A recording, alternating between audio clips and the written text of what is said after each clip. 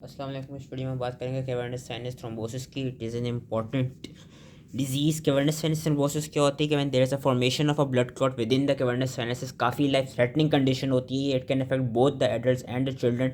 होती किस तरह? Due to any spreading infection from the nose, sinuses, ears और टीथ, ईयर्स, साइनसेस या नोज के लेवल पे जो भी इन्फेक्शन का जो अगर स्प्रेड हो गया कैवर्नस साइनस तक, तो फिर ये इवेंचुअली कैवर्नस साइनस थ्रोम्बोसिस करा देता है।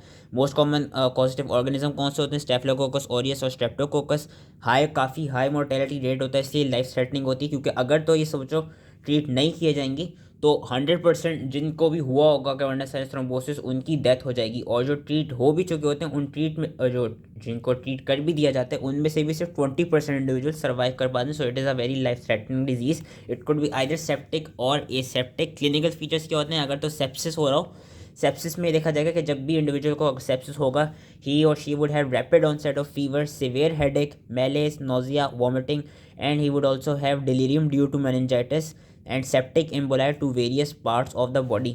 वीनस ऑब्स्ट्रक्शन भी होगी क्योंकि कैवर्नस साइनस में, जो कैवर्नस साइनस हमने पढ़ा था सेकेंड ईयर में, काफ़ी सारी आर्टरीज वहाँ से गुजरती हूँ, तो उनकी अगेन थ्रोम्बोसिस की वजह से वीनस ऑब्स्ट्रक्शन भी वहाँ पे हो जाएगी, जिसकी वजह से there would be proptosis which could be either unilateral, लेकिन मोर कॉमनली बायलैटरल देखा जाता है, with conjunctival oedema and chemosis. Conjunctival chemosis इन्होंने ये यहाँ पे दिखाई भी है। Oedema of the eyelids, eyelids का oedema and bridge of the nose का एडिमा होगा। फंडस एग्जामिनेशन में हमको dilatation and tortuosity of retinal veins मिलेगी, हमको पेपिलोडीमा मिलेगा एंड हमको रेटिनल हेमोरेजेस भी मिलेंगे। इन्वॉल्वमेंट ऑफ द कॉन्ट्रालेटरल आई में occur विद इन 48 आवर्स के। लेट सपोज अगर एक आई में अभी हुआ है और साइन एंड सिम्टम्स आना शुरू हुए हैं तो दूसरी आंख में with in 48 hours again sine and symptoms आने लग जाएंगे, कॉन्जंक्टिवल कीमोसिस शुरू हो जाएगी।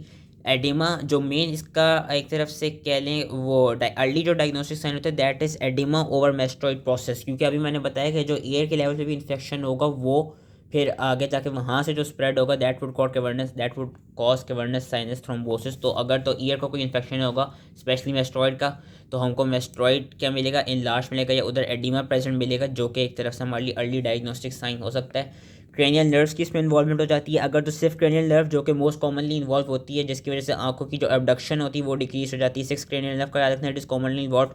अगर तो थर्ड क्रेनियल नर्व इन्वॉल्व हो जाए तो उसमें टोसिस और डायलिटेशन ऑफ प्यूपिल मिलेगी।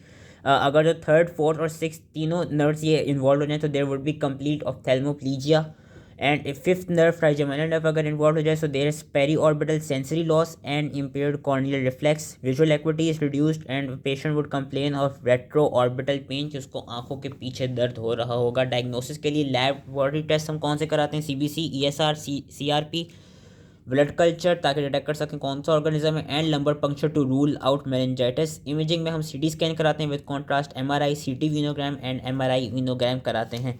इसको हम ट्रीट करने के लिए एंटीबायोटिक्स, ब्रॉड स्पेक्ट्रम एंटीबायोटिक्स देते हैं intravenously, analgesics and anti inflammatory drugs देते हैं, एंटी कोगुलेंट्स भी देते हैं। इवन उनका रोल कंट्रोवर्शियल, लेकिन वो दे देते हैं क्योंकि थ्रोम्बोसिस हो रहा होता है। कॉर्टिकोस्टेरॉइड्स देते हैं और कभी कभी सर्जिकल ड्रेनेज भी रिक्वायर्ड होती है। So that was all related to cavernous sinus thrombosis. I hope easily समझ में आ गया हो, एंड थैंक यू।